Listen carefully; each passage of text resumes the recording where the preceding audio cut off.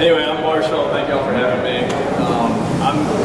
We've got to get somewhere kind of quickly, so I'm just going to fly through a lot of this. It's sort of the nuts and bolts of how to raise hogs. It's pretty detail oriented, so I don't know if you're more interested in more of the theory behind it, or just want to know actually how to do it. I wasn't sure what the crowd was going to be like, so anyway, I'm just going to start. So we also raise lamb and beef, but again, I'm just going to focus on our pork production. So we run what's called a farrow to finish hog farming operation, which means we have the mom sows, we have the babies, and we finish them off to where they can be processed and slaughtered. So there's kind of two sides of that operation. There's the breed management, where you're managing the mamas and the papas and the little babies, and then there's the finishing program where you actually start feeding the pigs out for processing.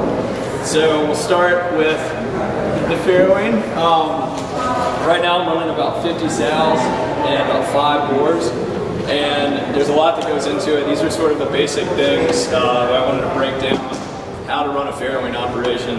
This is Doris. She's got a litter of 7 there, that's sort of our cutoff point. We want to average over 7, and that's where everything really starts to work out numbers-wise for us on these piglets. So she's hanging right in there at 7 piglets. But I'm just going to go through each one of these aspects of what we do very quickly. And if y'all have a question, because I'm going to be kind of hauling ass, just stop me and ask. So nutrition, we hand mix our own feed. We grow non-GMO corn on my place, and we harvest it once a year. We store it in grain bins, and then we hand mix it in a mixer grinder.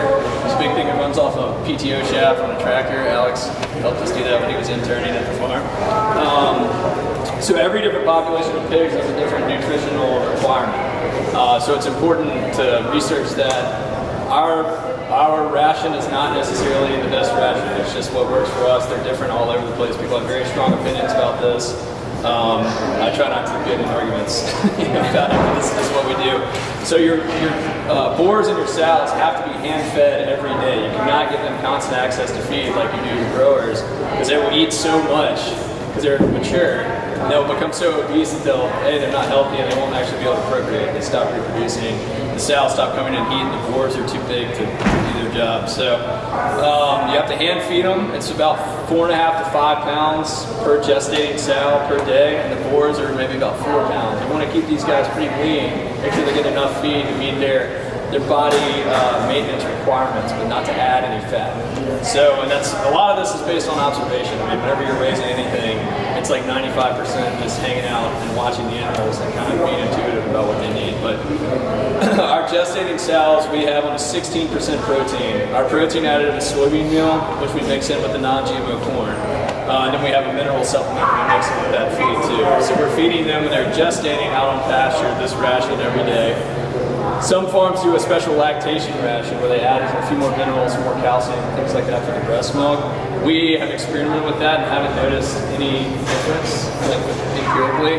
So we just kind of mix all one ration. But if you guys are getting into this with small herds, I don't know if anyone's actually raising pigs or if this is more like an informational thing, but you can do that.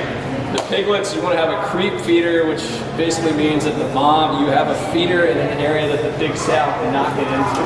So the little piglets can get in there and they have unlimited access to this ration. It's got to have a super high protein. You want to start them off eating that in about 3 weeks. So they're just drinking breast milk for the first 3 weeks. Then you get them started on that. That helps the mom a lot because she's not having to supply 100% of their nutrition. It also makes the piglets a lot healthier, and it gets their digestive system ready for their diet down the road. So when you wean them, they're not just going from all milk straight to corn ration. It's also important to keep in mind that pigs are not ruminants. There's no such thing as a grass-fed hog. So if anyone says that, they don't really know what's going on. They can't eat grass. Their stomach is just like ours. They have one stomach. They don't have a rumen. So you have to feed them something. It doesn't necessarily have to be corn, but they have to eat something. All right. So the infrastructure that it takes to have a farrowing operation is pretty extensive. To do a pasture program, it's a lot less extensive than it is in the industry where they have these big farms, these horrible farrowing crates. But it still takes a lot of work. So I'm just going to kind of walk through all the different aspects of our farrowing program. This is not necessarily the best way to do it. It's just one of many ways to do it. And I always try to emphasize that. This is sort of something that we've been building for 2.5 years to kind of get to the point where we are now. Every day we're changing it, we're learning, and we're adapting. based on our observation of what makes the animals healthy. And a lot of it has to do with the seasons too, summer, winter, very different things going on that you have to adapt to. So this first picture is kind of a view from the side of our entire infrastructure that we have out for our sows. So to the east, which is this way of all these sheds, you have the big gestating pastures. There's 3 paddocks that we move the sows through when they're pregnant, before they're just hanging out and eating, getting more and more pregnant. And then when they're about to farrow, or they're about to give birth, we move them into one of these pens that you see here.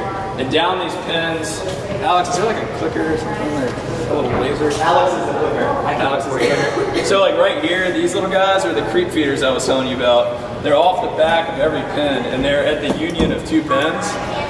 So in the middle here, there's like a divider. These weren't quite finished when we took this picture. But the piglets can come in here and eat, and the mom can't get through that fence. So that's where we pour their ration. The mom's ration goes in here. All these sheds are there to add additional shade and shelter. You can flip onto it.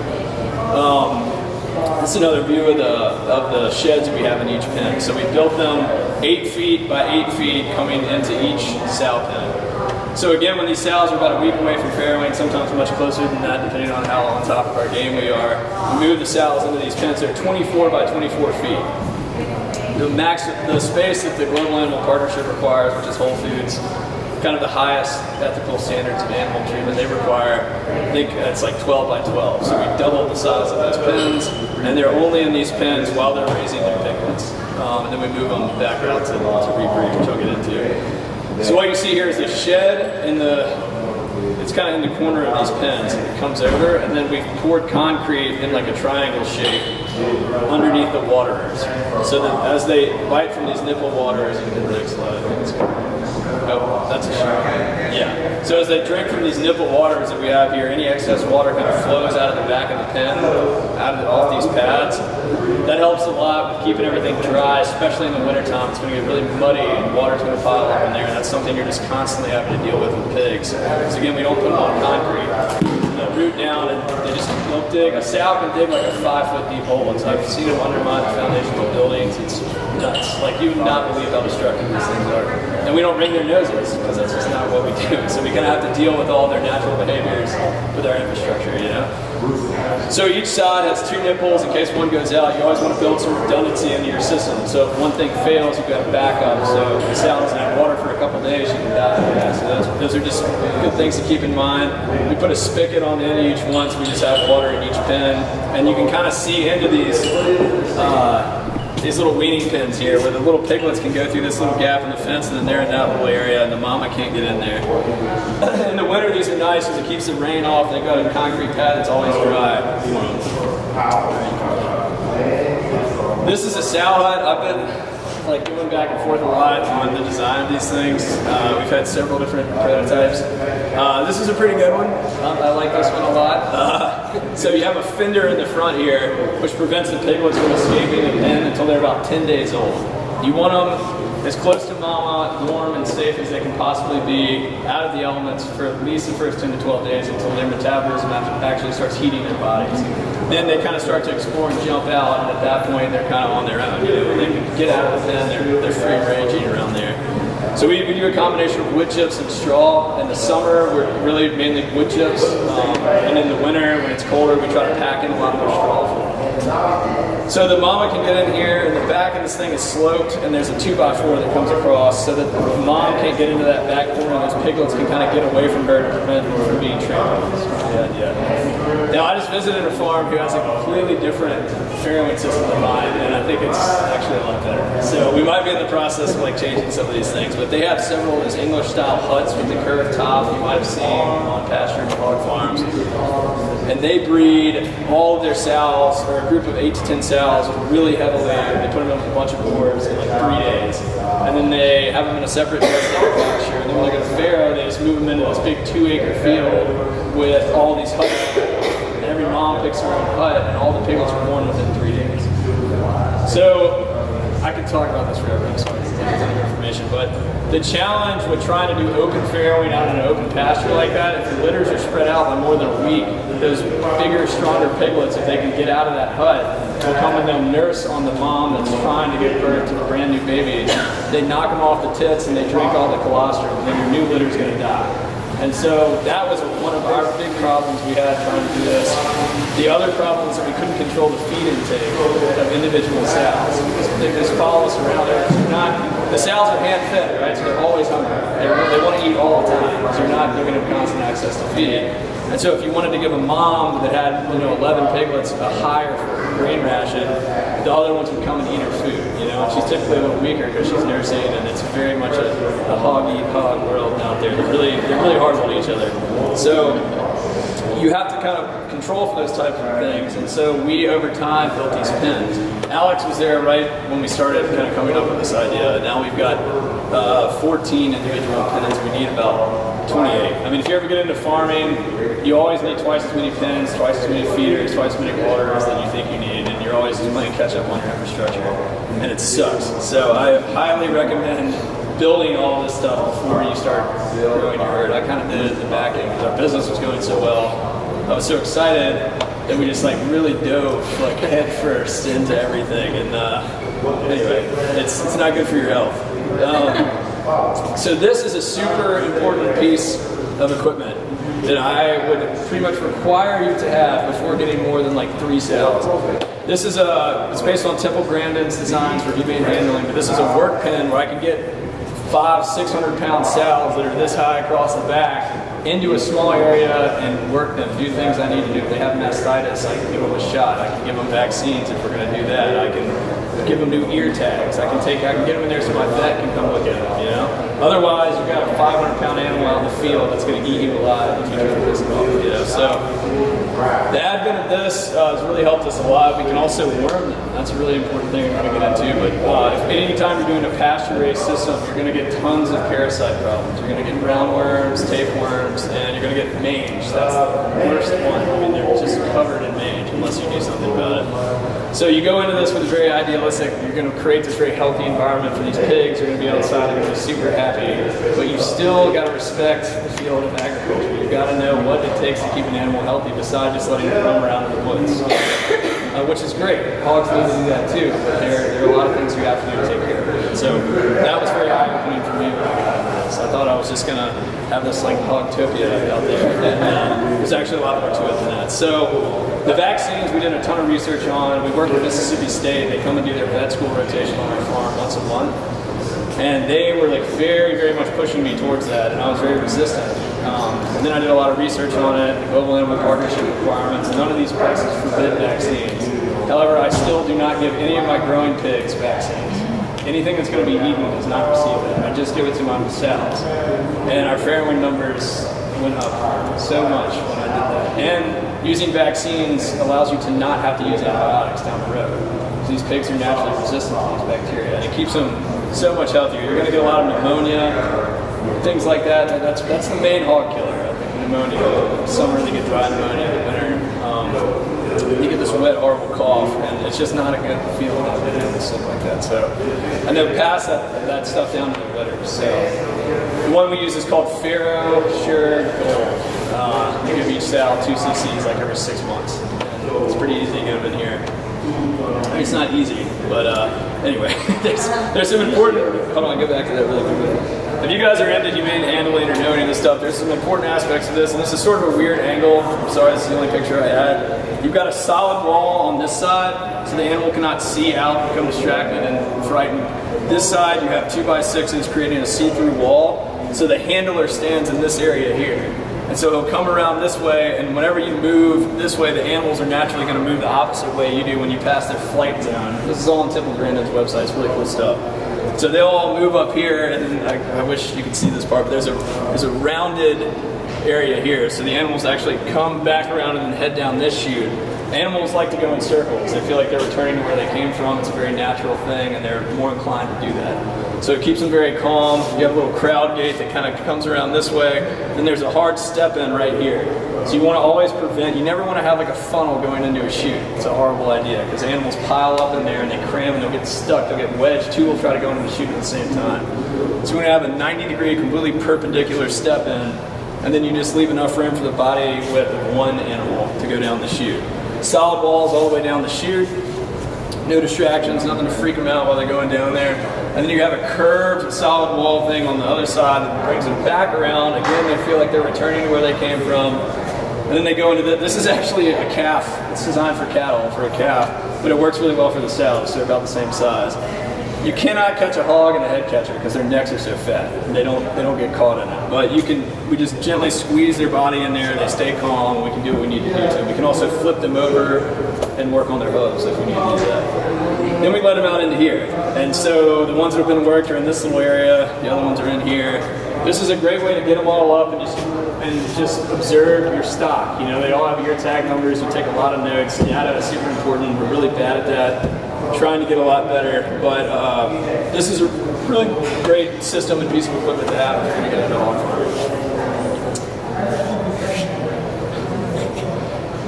This is super cool. Probably doesn't look really cool to you guys, but this was like a big thing that we just added that was a huge game changer for us.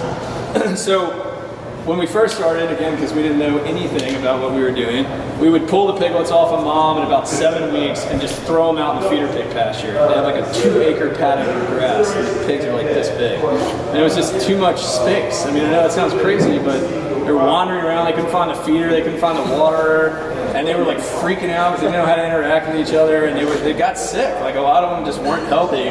And so Mississippi State, of course, told us that we needed to stop doing that. So what we do now is we group our weanings into like 4 or 5 sows. So we're trying to get about 40 piglets in a group. We snatch them all off of those moms in one day. We pull them all off, we give them a shot of ivermectin, which is it's like a miracle drug. It's not an antibiotic, it's a worming agent. So they use it in Africa and villages for like river blindness. It just kills all internal parasites, and mange is the main thing. But anyway, we'll get to that later. So we pull them off, we give 1 cc each of that, and pop them into this pen. This pen, because I've learned so much about hogs, you can see the design is a little different than those other pens because they will literally destroy anything. I mean, they're so frustrating to do. I love them very much, but this actually has concrete footing poured all the way around underneath this plywood, and then it has a rail along the top, and then like dog paneling, like that dog fence stuff you'll see right here. So these pigs are not going anywhere, and it costs a lot of money. It was a huge pain in the ass to build this, but I haven't had to chase one little goddamn piglet since I put it in here, and so it's definitely worth its weight in gold. And so this is a shed right here, so they can always come under here and have shelter. Now you can't see this, but we designed this very strategically based on the location of this big oak tree. This is facing straight south, right? So this tree is kind of to the south of this pen, to the southwest. So when the summertime, when the sun gets to the hottest point about noon, this whole side of this is shaded, and then for the rest of the really hot afternoon, they got full shade in here. In the wintertime, this shed faces this way, so all the weather comes from the north and the west in my area. So they've got this tin roof and these solid walls facing that way. So the wintertime, they've got this great, dry, warm shelter, and this is all concrete under here. From here to here, this whole thing is concrete. This is where their water goes in right here. So this was built in the mindset of all seasons, which you've got to do. When I started, I was like, damn, it's summer, it's super hot, I got to design these things this way, and then winter would come along and none of it would work, you know? So we're finally learning that this is the type of thing you have to do. So we move all 40 piglets in here, and they learn how to socialize. It sounds kind of crazy, but they mix, all these litters mix, and then they become a very tight-knit social group. And you keep that group together throughout the entire life cycle of those hogs. You never separate them, you never mix them with other pigs, because that causes an enormous amount of stress on these animals, and they're going to get sick if you do that. So this is where they all meet each other. It's like boarding school, you know? They all become very close, do a lot of experimenting, you know, have a good time, and then they graduate, and then they move out to the pasture of life. So this has been a big step for us. We're actually about to build a second bigger one to have a secondary kind of stage before we move them out into the bigger pasture. So this is a litter of Berkshires. When we process these guys, we put them in these little ear tags, and that's how we record their genetics. So 6 months later, we're going to cut one of these guys up. We're going to look at its marbling, its loin size. I can follow that ear tag and say, damn, this is a great looking pig. Where did this thing come from? And then I can see who its mom and its dad were, and then we can selectively keep those genetics on our farm. Or like, this loin really sucks and I hate this hog. Let's go ahead and, you know, call this sow out and start a new line. You know, so that's really important. Because we're so vertically integrated, I guess I should have introduced this. My main market is wholesale to restaurants. We distribute from Memphis to New Orleans every week. We serve about 45 restaurants. So we're doing a lot of business with these guys, and they have certain demands. And consistency and product quality are very important. Not just the story of how we raise them, but they have to turn around and sell these on a plate. So we're really trying to get better at that. And again, we've only been doing this for 2.5 years, so we're getting there. So this is a little sow house. It's like a summer kind of style. It's open on the top, and they've got this little side area where they can get away from mom under here. And we just worked this litter. So the processing. This is a really attractive slide. I spent a lot of time on this. We try to get them when they're 3 to 7 days old. We used to castrate at like 6 or 7 weeks. It's a horrible idea. Never do that. It's really unpleasant. So I get these little guys who are like this big, and one person can just sit down, flip them over, put them between your knees, and I can cut them and tag them and do everything I have to do. It's much better.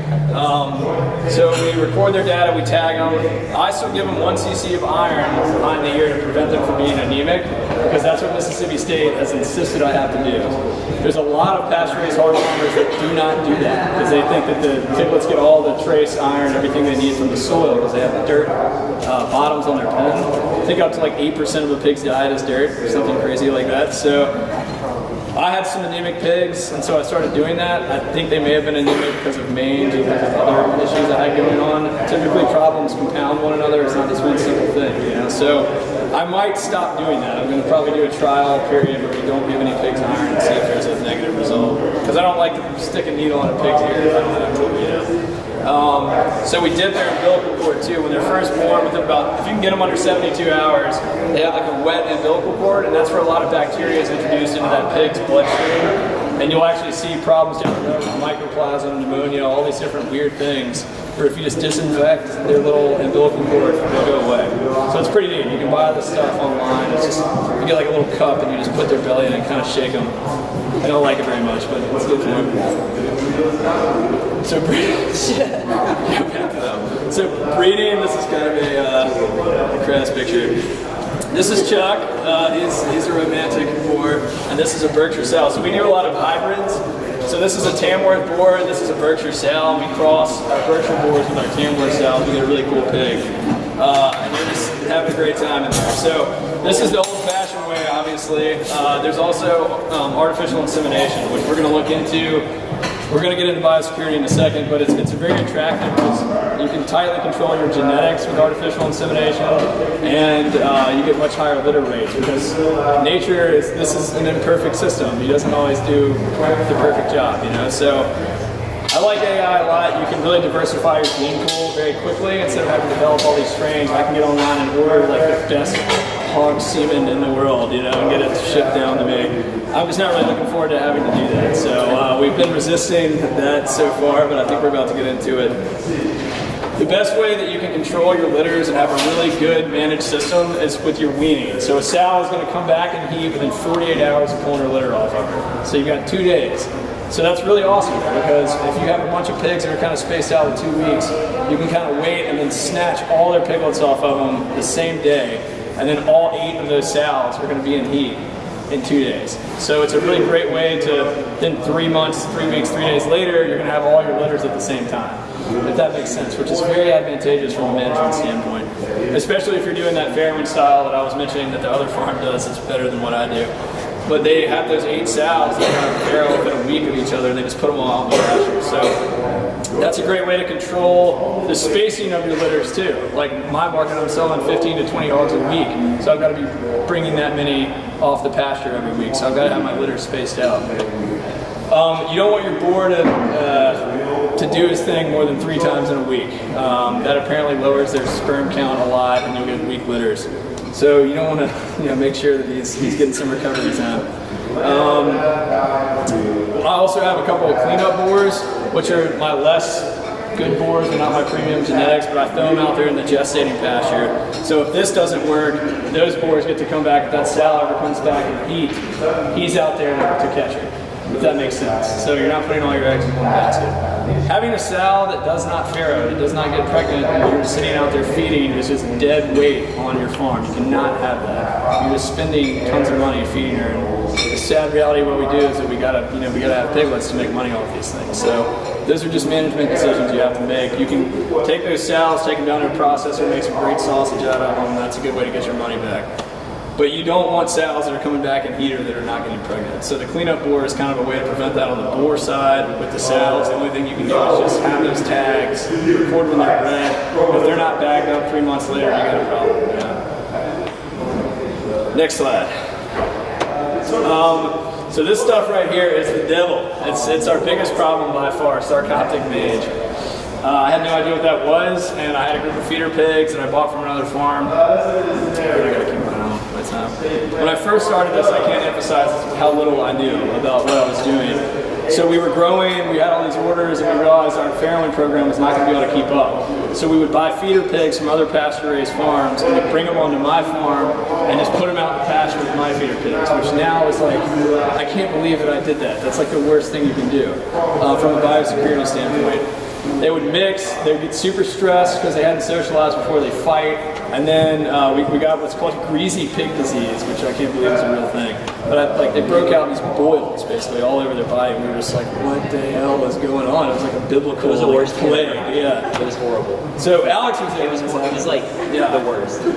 So anyway, that was all a result of sarcoptic mange, which cause like skin irritations and redness in the skin, and then a bacteria gets in there and creates this infection, which is called greasy pig disease. So again, a combination of multiple problems. To control this stuff, ivermectin is the only way to do it. I've heard people talk about diatomaceous earth as a holistic management technique. That's great. There's a little tiny bit of research supporting that helps a little bit with internal parasites, but it doesn't do shit for mange. So you got to use ivermectin. If you can find a way to not use ivermectin, please let me know. But we use it. It's got an 18-day retention time on the slaughter. So we stop using it basically when the pigs are like 2 months old. And we don't hit them again, and they die in 7 months. So you don't want to mess with that. But it kills all your internal parasites, and it kills your mange. Now, the problem with, well, the great thing about ivermectin, it's a cheap way to do it. You can worm your whole herd for about $1.50 a pig. It's broad spectrum, so it kills all your internal parasites and the mange, and it's super effective. So it's got a high level of efficacy. It's a great drug. Fenbenzonol is a good alternative if you don't want to actually give the pigs shots. It's a lot more expensive. It's just a pellet wormer that goes in their feed. There's no slaughter retention time. It's a mild chemical, and it's very low stress. So you don't actually have to get the pigs up and stick them with a little needle gun. You can just put it in their feed.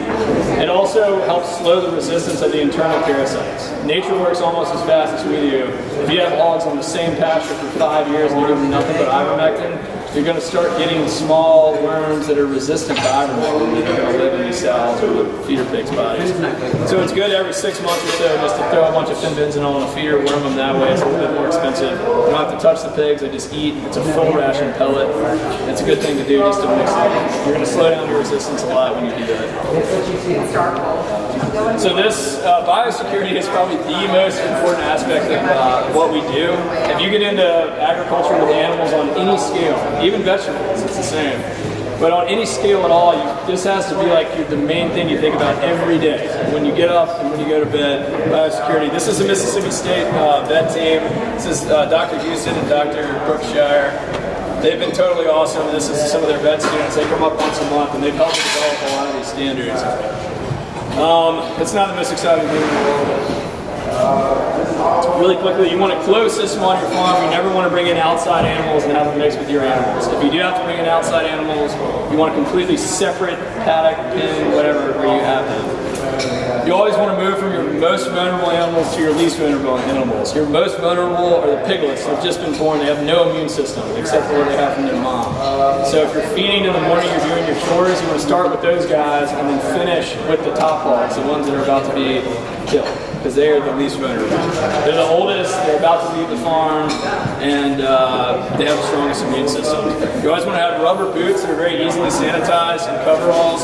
You want to sanitize your boots between walking between any group of animals, always. So if you're moving from one paddock to another, if you're moving from your sows to your feeder pigs, vice versa, you've got to sanitize. We use Vicron. It's DuPont makes it. It's just like an antibacterial, virus-killing, viricide thing. You just like it's a little soapy thing you mix up and just scrub your boots with it. It works well.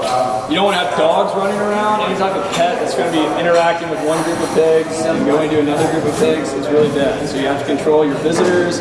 If you have visitors that also raise pigs, like if any of y'all have pigs and I came from my farm to your farm, don't let me anywhere near your pigs. Make sure I have your boots that have been sanitized if I'm going to get in there. You got to be really careful.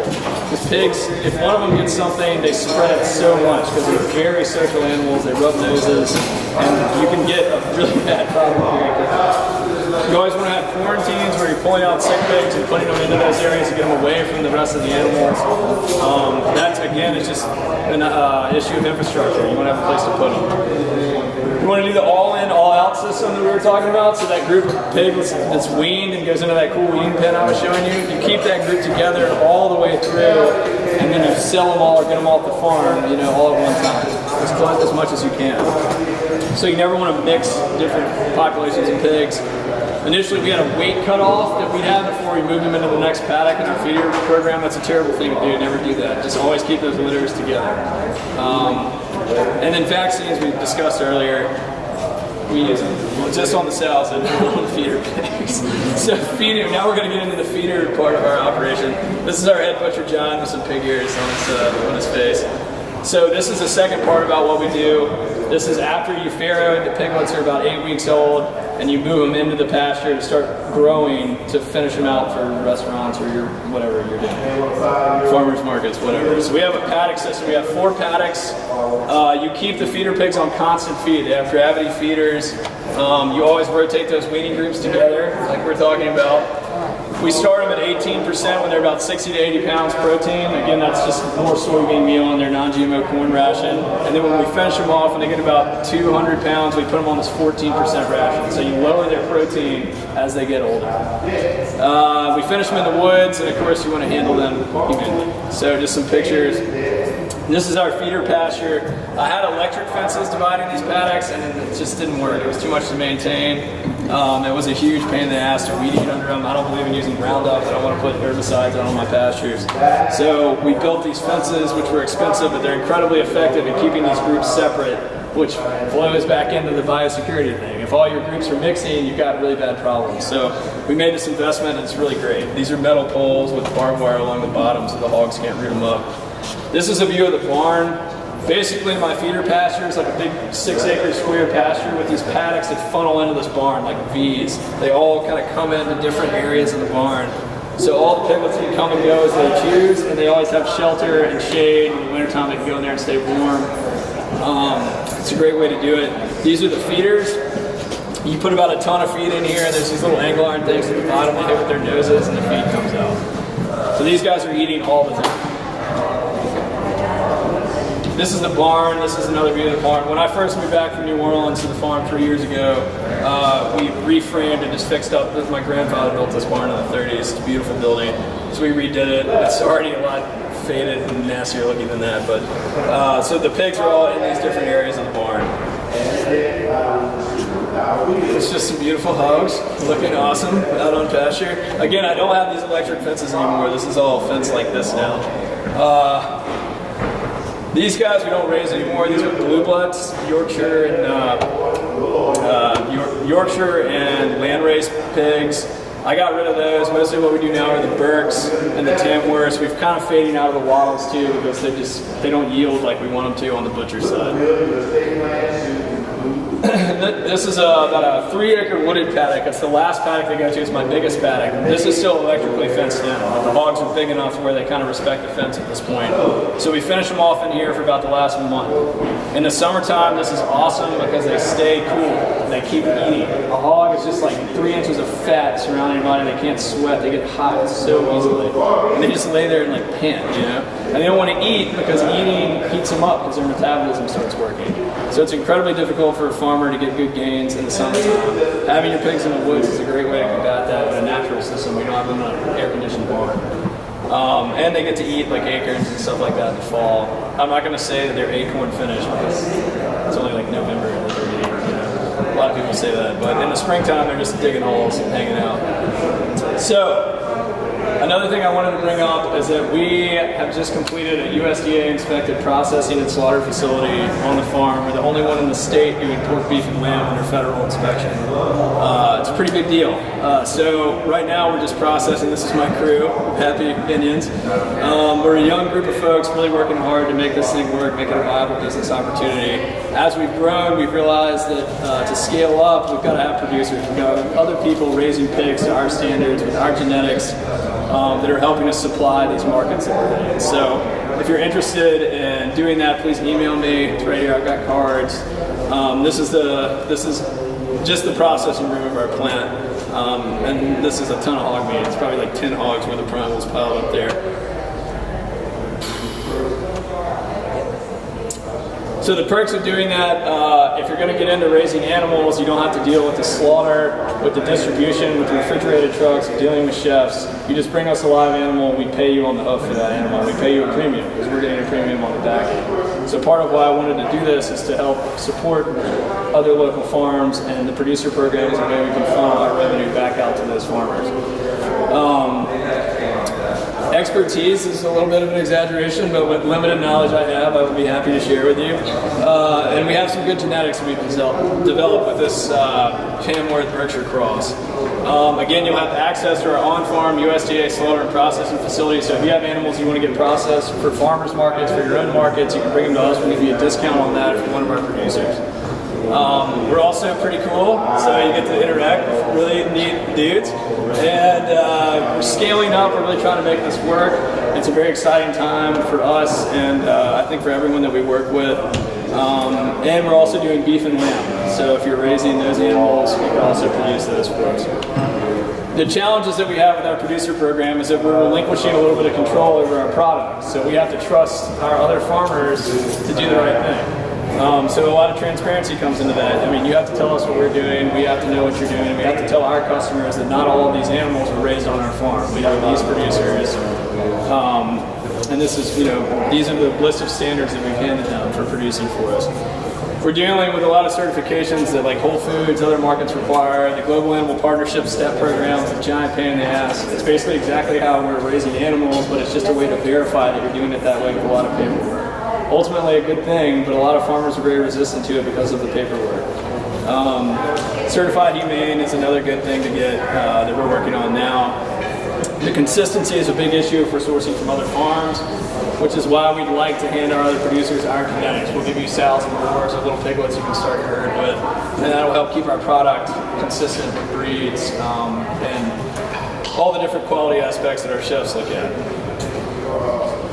So that is all I have. This is a sweet picture of some lambs for some reason, and that is it. So if you guys have any questions, I can take them, and otherwise, yeah, I hope you'll be in touch. Sorry, I know that was like crazy rapid fire, but anybody have any questions? So you don't have any other producers right now? We do, yes. So, and I'm trying to get this really great farm that I went and talked to that I was telling you about with the Fairwing program. They're Newman Farms, they're like one of the premier kind of pork guys. They were selling a lot in the Memphis market before we came along. But the father, the kind of patriarch, passed away suddenly of a heart attack, and they've been kind of trying to recover from that. So we're trying to work with them. They're already certified humane, and they have just a badass farming program. And then we work with a couple of local guys, and then one guy in Missouri that's pasture raising hogs. But moving to the next level, they're going to have to come into these certifications, and I don't know how that's going to go with this particular Missouri farmer. So Newman's great because of that, but it's just we're looking ahead to growing, and we're trying to kind of trying to foresee those hurdles before we get to them, if that makes any sense. Because usually they just like smack us in the face and we just have to figure it out. So, do you think your facility is big enough that you will not have a capacity problem with processing? We've already got a capacity problem basically for what we're doing now. But For processing? yeah, well, not. It's just we have a limited cooler space, and we're trying to figure out. So we've been processing in that building for 4 weeks now. So it's brand new. We're trying to get it staffed. Again, we're distributing in New Orleans, Memphis, all these different places every week, plus running the farm. And it's just me and 6 employees. So it's a lot of work, and we're trying to work all that out. We're adding. I wish I had some pictures of the plant. We've added a huge porch off the south end of it. We're putting in additional walk-in coolers in anticipation of the kill floor program. So we're adding storage space, and then we designed it where we can easily expand off of one side. So we're already kind of thinking that. I just haven't gotten the capital together to do it. So I want to stay the size we are now, at least until I can pay, like add some, equity off the debt I've already got, and then we can, take the second plunge. But it's going really well, and it's the problem that we want to have. We want to be reaching capacity. So it's exciting, but that is definitely going to be an issue going forward. Whenever you're looking for producers, are you looking for people that already have farms that you want to get melded into your program, or like what about people who like want to start from scratch? Yeah, short term we want people that are already up and running. But it's what all the guys that work with me and I are really passionate about is like creating a demand for this style of agriculture. We're kind of changing the way people think about the economics of farming if they're going to get into it. And so it's very gratifying to us to have like young people, or not even necessarily young people, people that are new to this style of agriculture. They come to us and say, hey, we want to raise pigs the right way, and we can kind of start their program with them, and then support them by buying all their hogs. So, we've had a couple people that have done that, and of course it takes like 6 months to get pigs big, and another 3.5 months of farrow, so it's like a 2 year kind of process, so we're kind of in the works on the field to do that. Yeah, so you're wanting the farmers to work with farrow their own pigs? Yes, exactly. We want them to farrow their own pigs. They can either use our genetics or get their own, but we kind of want them to use ours if we think they're good, and we can help them out. And then we want them to raise those pigs all the way up. We don't take in any feeder pigs anymore. The only hogs we take in are finished hogs. We get them on the farm, we keep them in this completely separate, way far away area so they can't get any of our pigs sick or vice versa. And then we slaughter them within 2 weeks. So they're never on our farm for more than 2 weeks. And that's the only way we can source from other farms while maintaining our biosecurity. Anybody else? All right, well, thank you all so much.